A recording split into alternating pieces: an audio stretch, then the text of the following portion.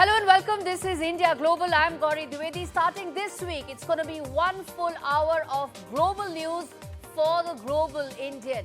All news around the world through the lens of New Delhi and why it matters to our viewers watching this. First up, the headlines coming in.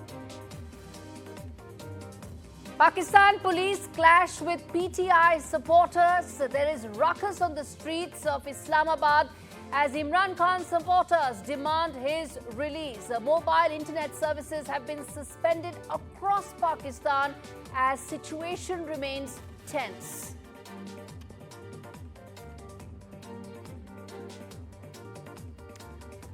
IMEC is a game changer for global connectivity, says External Affairs Minister Dr. Jaishankar at the Middle East Dialogue in Rome. Dr. Jaishankar says India in constant touch with Israel and Iran and urges restraint in the ongoing Middle East conflict.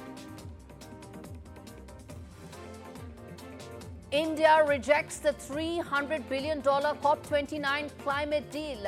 India says it's abysmally poor, and India makes history with a fiery rejection of the adopted declaration.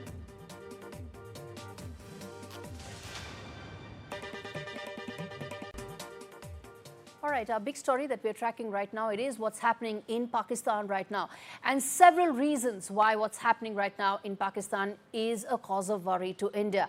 Firstly, what has happened in the last couple of days is there have been recent instances of bombings that have taken place in Pakistan. Parts of Khyber Pakhtunkhwa where there's been very serious cases of Shia versus Sunni conflicts that have also happened due to the bombings that have taken place. Over 40 people have died so far. That area continues to remain tense. So there's Khyber Pakhtunkhwa that is tense, Balochistan that continues to remain on the boil as far as Pakistan is concerned. On top of that, there is fresh updates coming in. The jailed former Prime Minister Imran Khan's party, that is Pakistan Tehreek-i-Insaf, has once again resumed its march towards Islamabad on Monday.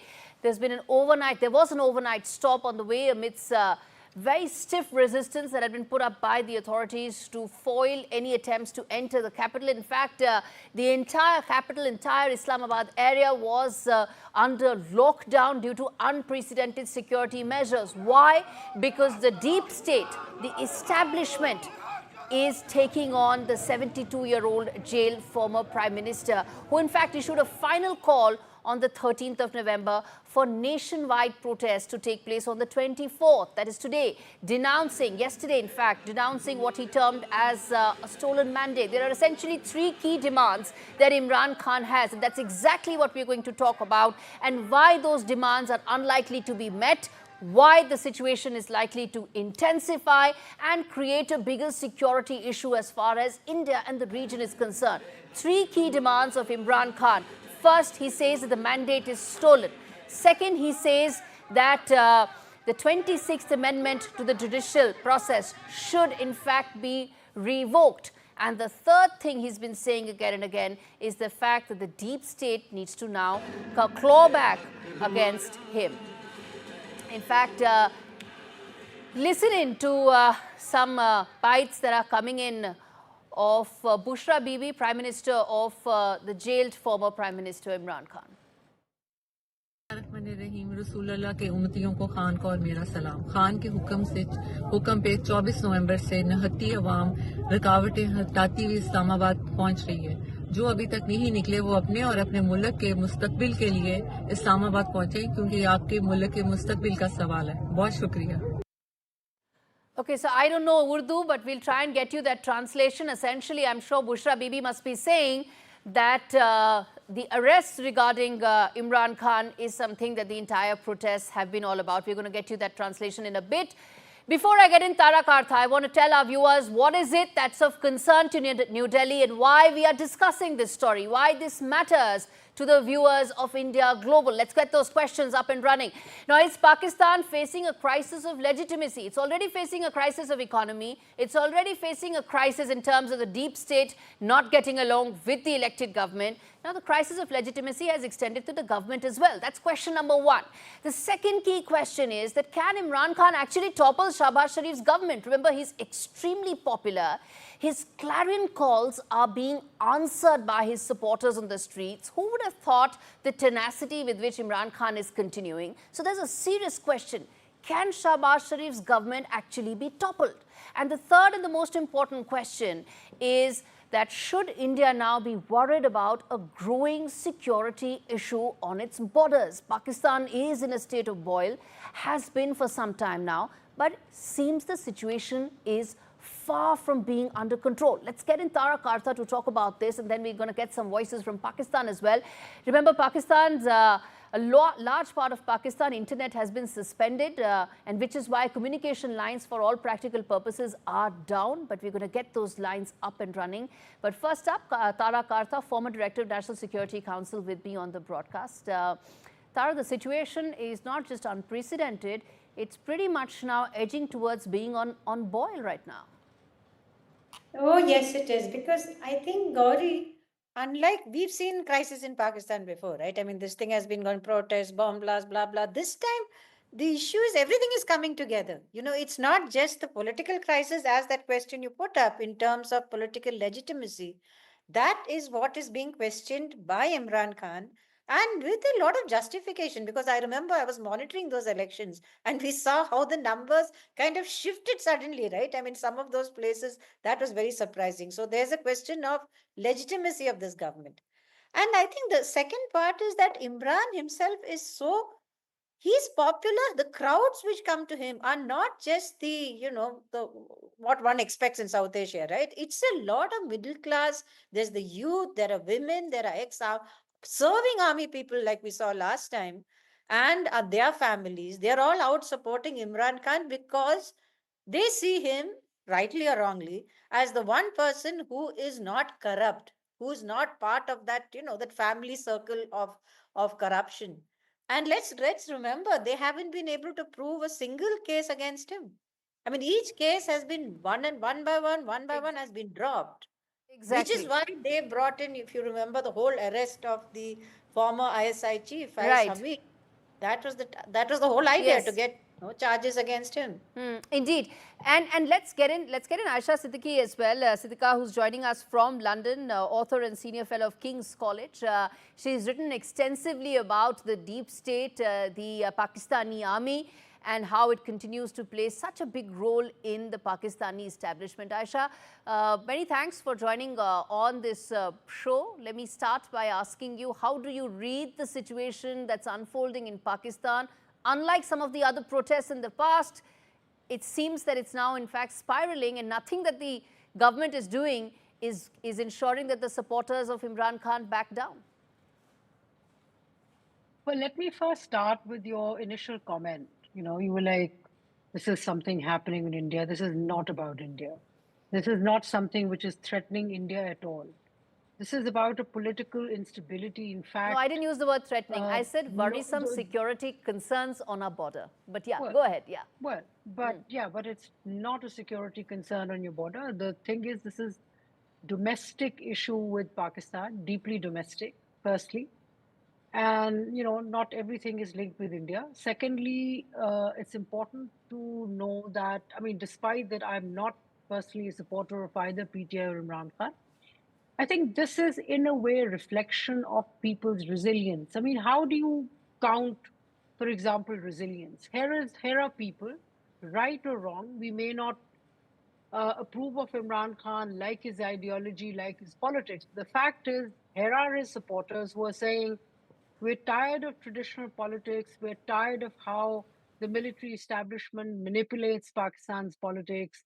And we want to regain a foothold by bringing this man whom they believe is going to change Pakistan's future. Uh, interestingly, there is a solid corruption charge against Imran Khan, which somehow they've not been able to kind of prove as yet. This is the case relating to Malik Riaz, the real estate property, tycoon right now in Dubai. And Imran Khan and his government released 192 million pounds. Uh, which were supposed to be, which were caught in money laundering, Right. and through a deal done by Imran Khan government, and in return for which he got a land. Now there's a solid case, but I don't know why. Partly up until now, what had happened was that the judiciary was, divided. Some of the judiciary, higher judiciary, was supporting Imran Khan. Yes. 26th Amendment was carried out just for that, to kind of reverse Yes. that. But the fact of the matter is, people, PTR supporters inside Pakistan are protesting, people outside are protesting. I mean, Yes. yesterday in London, where I am, over 2,000 people got in front of Downing In Street. fact, this is There a were question. bigger marches in Italy.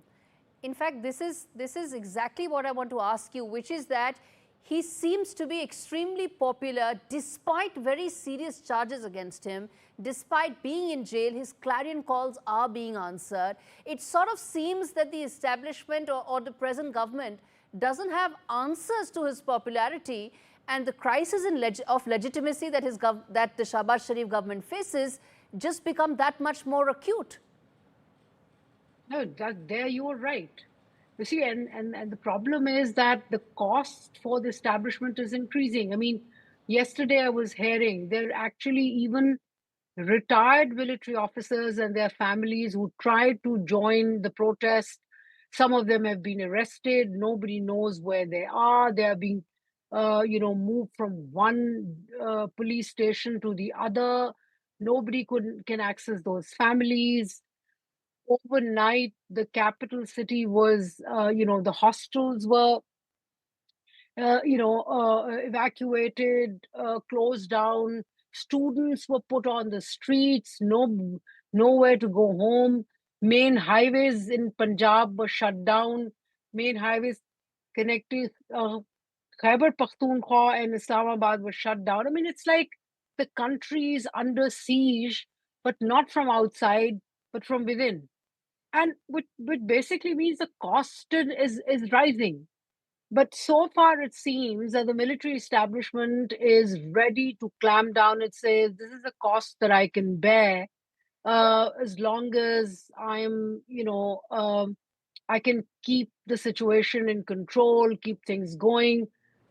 I mean, their estimates are that in 2-3 days, this will all get washed over until a new announcement is made. Let me put that to Tara Kartha. That Tara, how serious or how significant are the threat that exist from these protests, from Imran Khan's popularity? Add to it what's happening, the unrest in Khyber Pakhtunkhwa, to Shahbaz Sharif's government, and the possibility of it lasting these very uncertain and turbulent times. I think, I mean, looking at the visuals that you're showing right now, this is massive. I mean, I have never seen anything like this in this country, this level of protest. And like Aisha said correctly, and I had mentioned earlier, this is a level of support for him which is among the middle class also. Is the educated people who are educated, the people from, the upper classes of society. They're not going to give up so easily. And they're taking it to the media, they're taking it outside the country. And I think, it's Bushra Bibi says, she says, we are not leaving until Imran Khan is released. That was her last statement. And if that is the case, if they're going to sit down there, it is serious. But, protests, however large, after a while they tend to peter off, but then the thing is whether can the government sit down and face this for, say, a week, 10 days?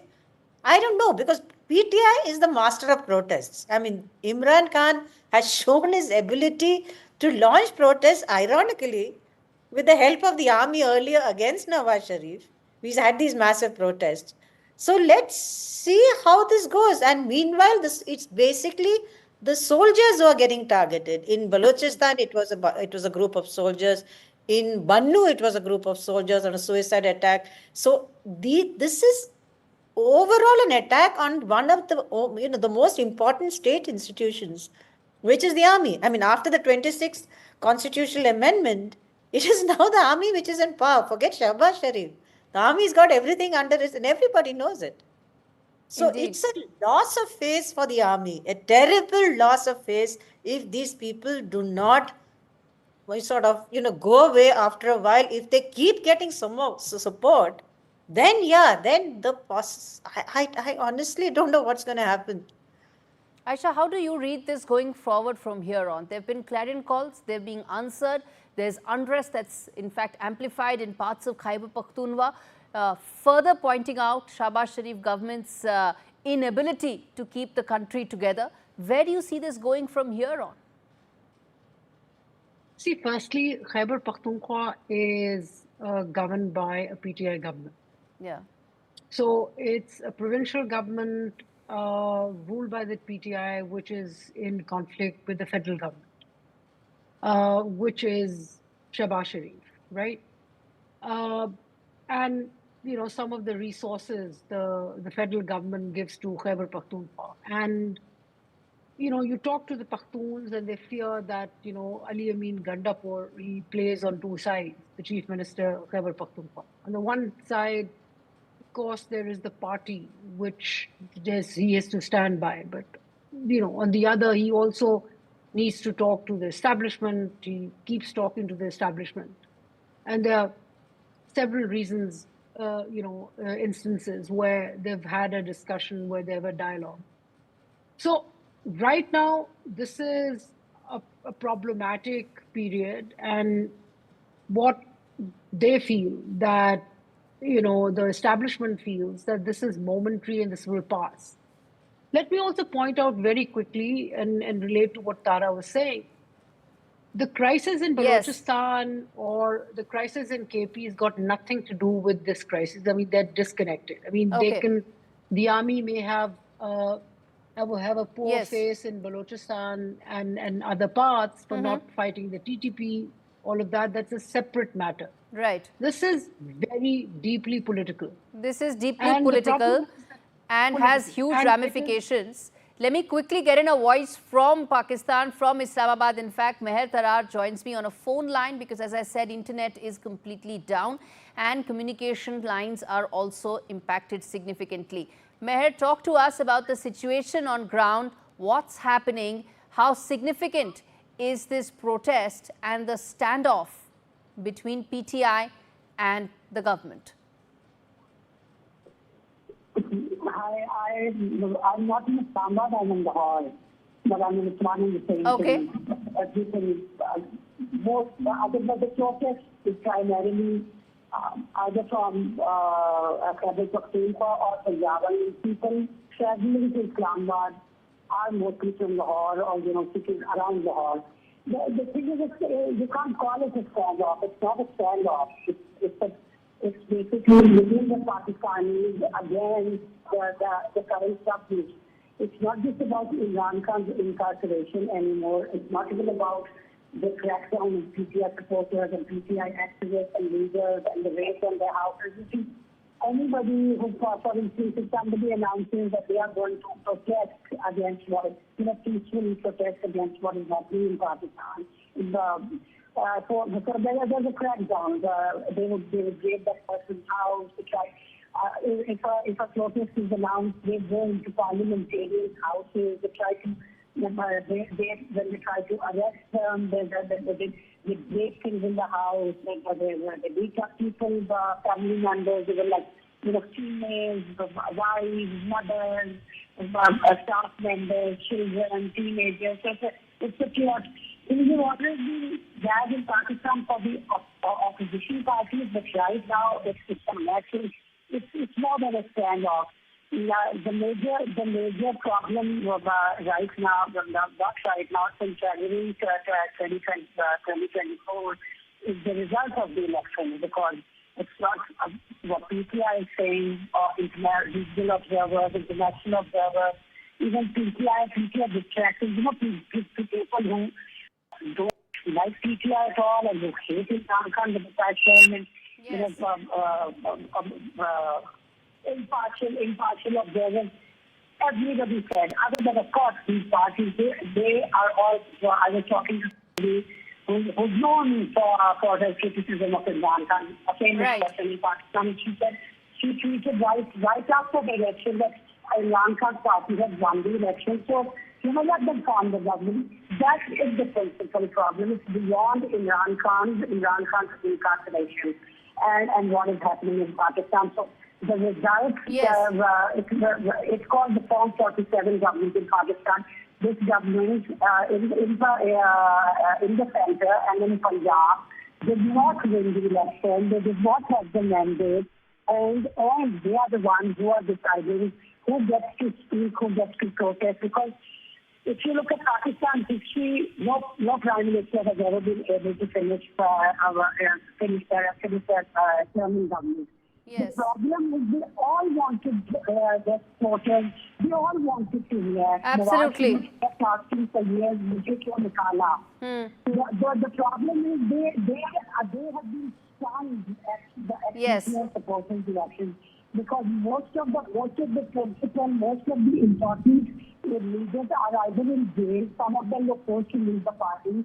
Some of them are in hiding. Absolutely. So you need to understand that this protest is not being led by Imran Khan or Shah. Okay, so that's essentially what the fundamental issue is, which is how people think. As Meher was saying, people are saying it's not just about a standoff, it's about a stolen mandate from the people as far as that election in February this year that took place that got Shahbaz Sharif. On that note, thank you so much, Aisha Siddiqui, as well as Tara Kartha. In fact, it was an all-women's panel. Thank you so much for joining me on this edition of India Global. And on that note, we slip into a very short break. We come back on the other side, discuss a lot more stories. Stay with us.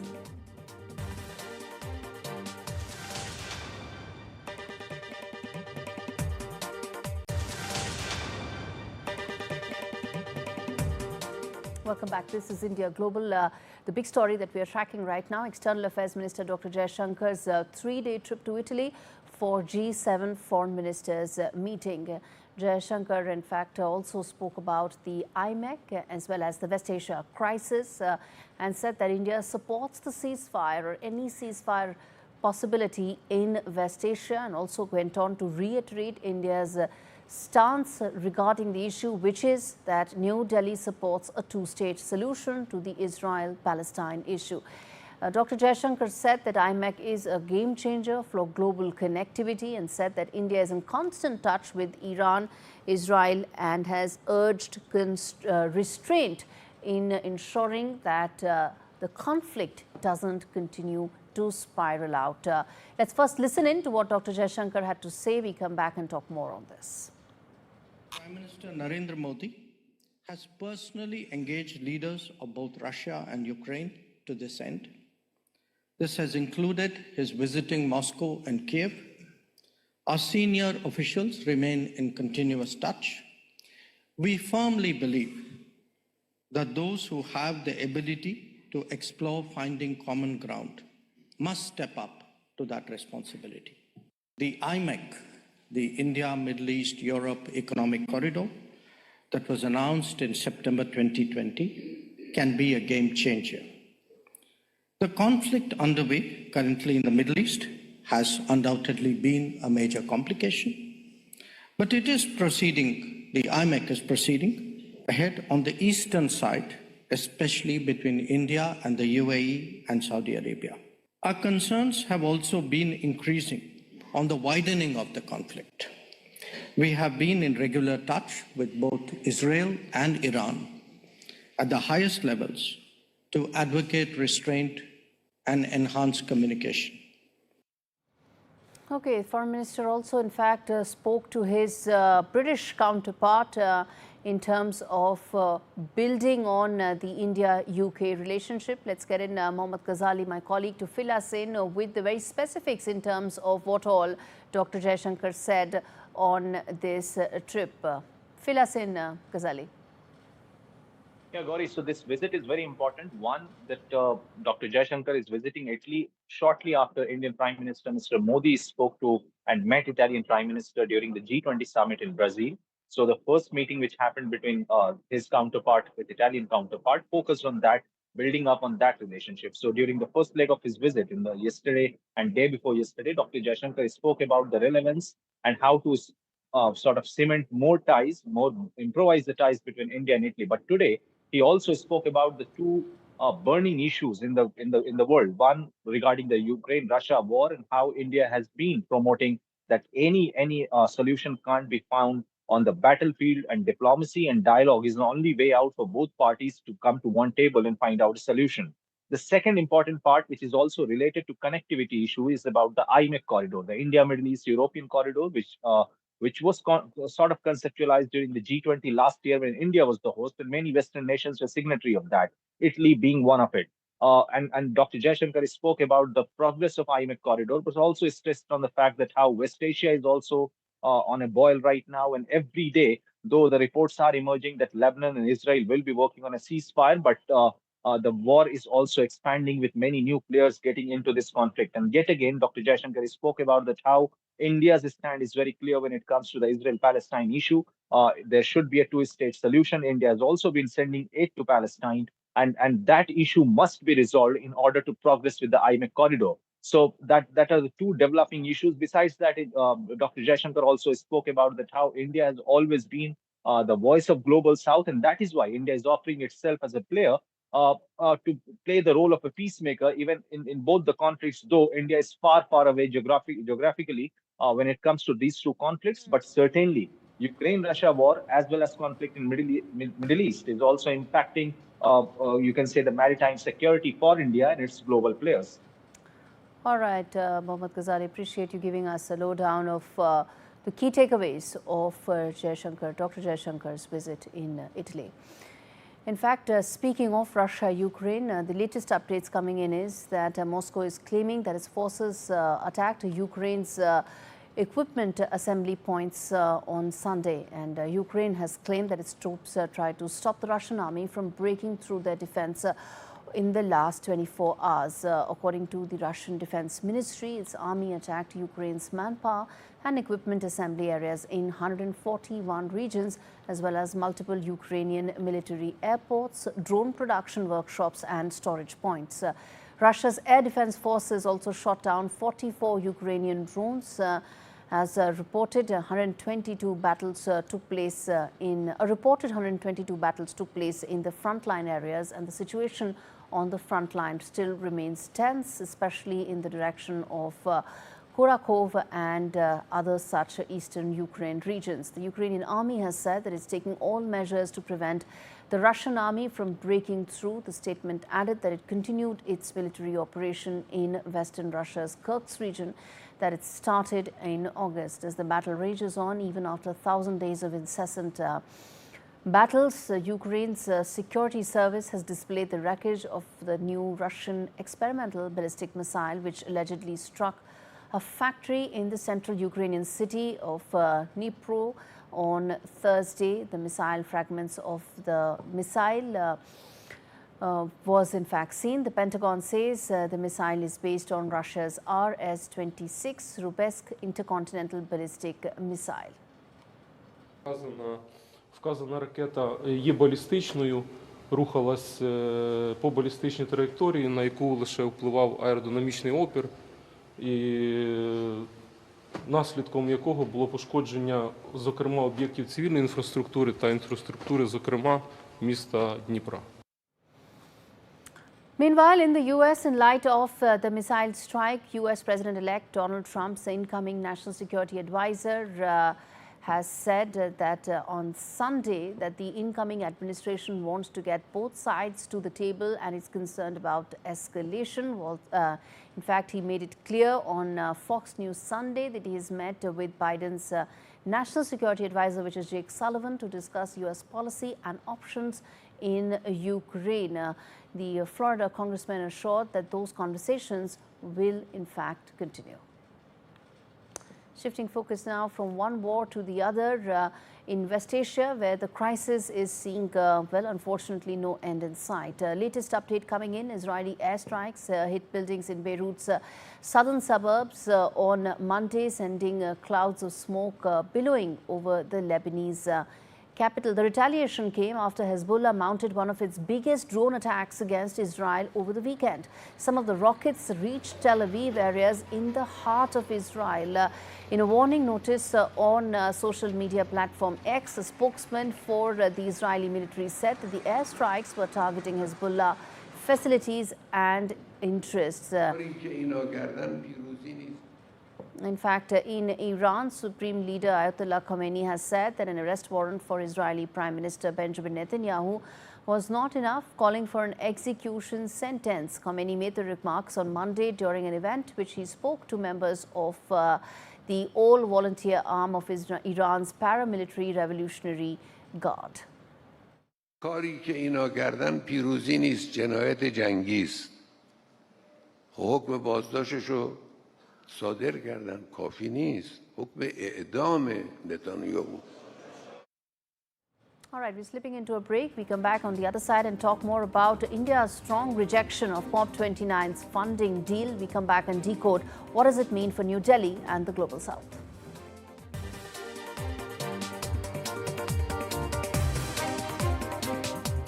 Welcome back. This is India Global. Let's now focus on the big story that New Delhi has been talking about and pitching for, which is climate finance. Climate finance commensurate to the challenges that the developing world faces.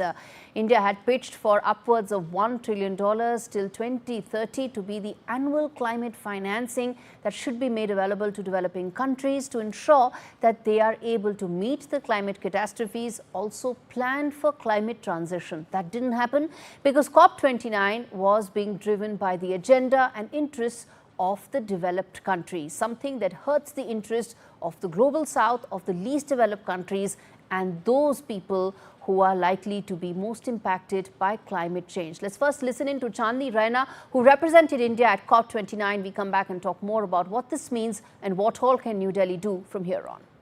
Goal is too little, too distant. It is 2035, it's too far gone. Our 2030 estimates tell us that we need to do it at 1.3 trillion per year till 2030. But we have only been agreeable to have, or we have a proposal that talks about 300 USD billion mobilization goal.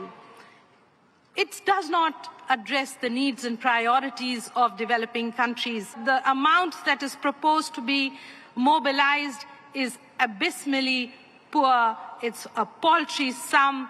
It is not something that will enable conducive climate action that is necessary for the survival of our country and for the growth of our people, their livelihoods. And I'm sorry to say that we cannot accept it.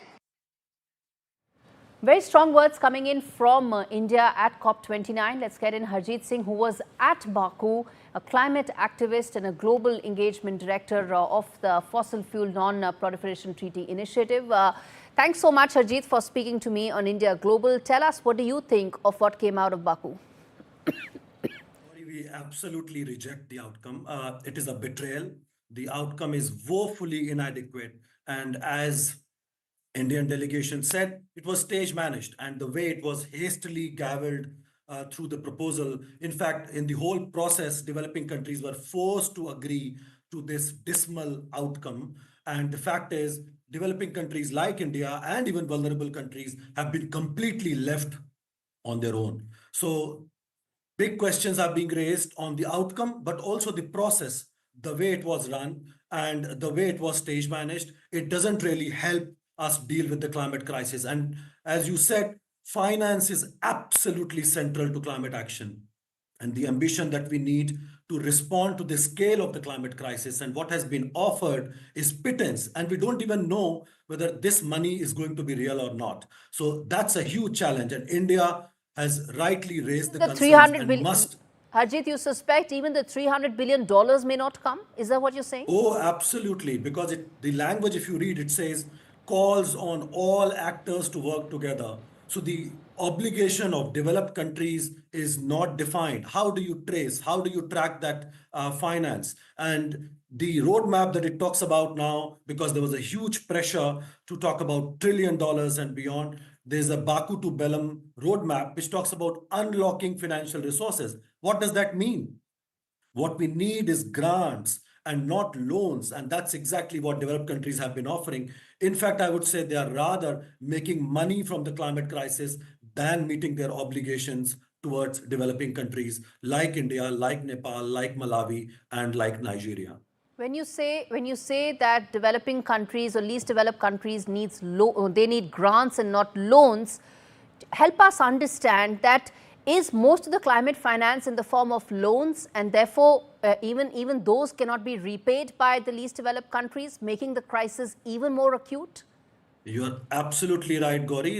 In fact, by their own admission, the last $100 billion goal had 69% of the amount as loans. Now imagine we are living in a world where countries are already facing the debt crisis. As per ActionAid report, 93% of the climate vulnerable countries are facing the crisis or on the verge of it. That's the reality, and climate crisis is making it worse. So in that situation, you are asking countries and communities to borrow money to either repair the harm that has been done to them or prepare for climate impacts by borrowing money, which is double injustice. First, they are not responsible for the crisis, and second, now you are going to make them further more indebted because you're asking them to take loan, and you are going to make money from this crisis. That's deeply unfair. It is unfair, unjust, and just something, this is like daylight robbery actually. But Harjeet, with the fact that COP29 hasn't addressed any of the concerns of the developing countries, what do you think lies the alternative? These weeks-long negotiations where nothing comes out of it, with high hopes, high expectations being completely shattered. What's the way out? Is there an alternative in terms of climate technology? Is there an alternative in terms of innovative financing models that need to be discovered? So clearly this system needs a reform, and we cannot afford to abandon this critical platform because this is only one of the few that have been designed to ensure that all nations, regardless of their size or economic power, have an equal voice. But it is also clear that we need to reorient the system to serve the interest of the most vulnerable countries than of the fossil fuel lobbyists and polluters. And I must mention, there were more than 1,700 lobbyists moving around to influence the negotiations. And the fact is that historical polluters and their powers continue to overshadow the voices of smaller and frontline communities. So countries like Nepal and like Malawi and like India are not going to get sufficient support if we continue then final with question, the same Harjeet, process. let me ask you this. What is it that a country like New Delhi should do? Because it's not just speaking about itself, it's speaking on behalf of so many other least developed and developing countries. What should New Delhi now be doing? India should continue to raise the issue. Let's not just make it a one-time challenge that we made to the presidency and to the system. It should mobilize other developing countries because it did get support when we voiced our concerns. And we should actually, next year, we are going to be developing our climate action plan, or what we call NDCs, nationally determined contribution. I think we should definitely challenge the rich countries that we will not be able to raise ambition unless and until money is provided and the money that has been offered is real. So next year is a crucial opportunity as we go to Brazil for the next COP. And now that we have this roadmap, there Yes. are opportunities, but also we should ask for a reform of this process and a new global framework Yes. that can tackle the issue of fossil fuels and moving towards renewable energy far, far more Yes. robustly. And that's why we are demanding a new fossil fuel non-proliferation treaty to help countries like India. Thanks, Harjeet, for giving us that perspective on an issue that's likely to impact all of humanity. Thank you so much for taking out the time to speak to me on India Global. In fact, climate is one area where Donald Trump's entry is set to make a major impact, and which is the reason why from today onwards at India Global, we are starting a new segment, which is Countdown to Trump 2.0. Why Trump administration, the incoming Trump administration matters, and areas where it's likely to impact, and also important developments in this transition period as well. First up, a very important and interesting story, one may say, which is that the US Secretary of State right now, who is Anthony Blinken, is facing severe criticism for allegedly hosting, well, believe it or not, cry session therapy for staff members who were upset with Donald Trump's election victory a few days after Trump's win. And it was very thumping victory against Kamala Harris. A document titled Managing Stress During Change was delivered to department workers on the 11th of November. It sparked the first reports of the meetings, and in an open letter to Blinken, California Congressman Tara Issa slammed the State Department for the disturbing reported counseling sessions that took place after Trump's win. In fact, I'm concerned that the department is catering to federal employees, is what he said, and went on to say, who are now personally devastated by the normal functioning of American democracy through the provision of government-funded mental health counseling, because Kamala Harris was not elected the President of the United States, Trump supporter Issa wrote. In fact, another very important story in countdown to Trump 2.0, Stanford University-trained physician and economist Jay Bhattacharya has reportedly emerged as the presumptive favorite of President-elect Donald Trump's transition team. He is being considered for the post of next director of the National Institute of Health, or the NIH, a nearly $50 billion agency that oversees the nation's biomedical research. The Stanford-trained physician and economist met this week with Robert Kennedy Jr., who's been appointed by Trump to lead the Department of Health and Human Services, or the HHS. It is the United States' top health agency, which oversees the NIH and other health agencies. All right, with that, it's a wrap on this edition of India Global. Thanks so much for watching.